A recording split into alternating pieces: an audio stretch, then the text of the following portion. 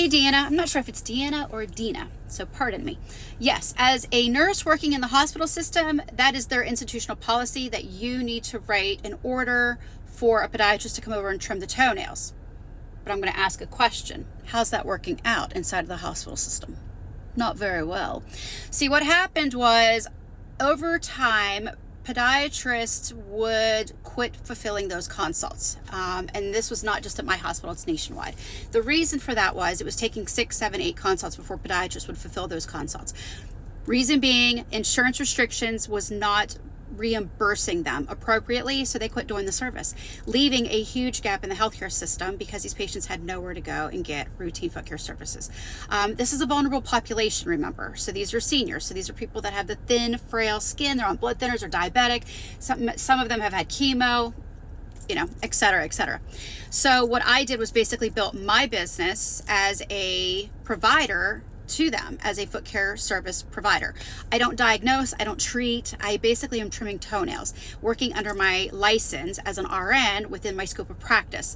And there's a lot of inner workings into building that business and all that stuff, and that's what I teach in the Foot and Nail Institute. But we have to shift our mindset, and this is what I want to speak to.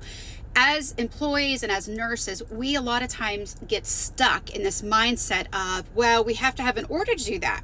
Yeah, in the hospital system, but you don't want to provide these services working in the hospital system, because most of the nurses that I've talked to and myself, we wanted to get out of that hospital system. So we provide the service as a private pay business versus chasing money from insurance. We don't want to chase money. And a lot of the time what happened was these patients didn't want to deal with insurance. They were done with it. So for me to come out with a business idea and be like, hey, I'll provide the service for a cash rate, private pay, they were like, yes, please. We don't want to deal with the billing. We don't want to have to call and find a podiatrist. We don't want to have to deal with all that. And now what is happening is podiatrists are looking for foot care nurses to send their patients to. I get calls often from podiatrists saying, is there anybody in my market that I can send these patients to?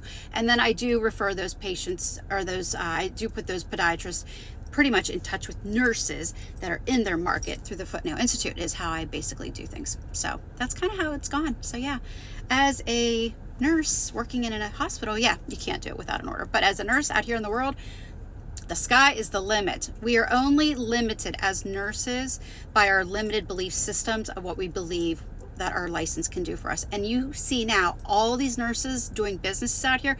A lot of these nurses have been out here for 10 plus years with their own businesses. It's just an unlimited mindset. Just shift gears and from employee to entrepreneur, and sky's the limit. Hope that helps.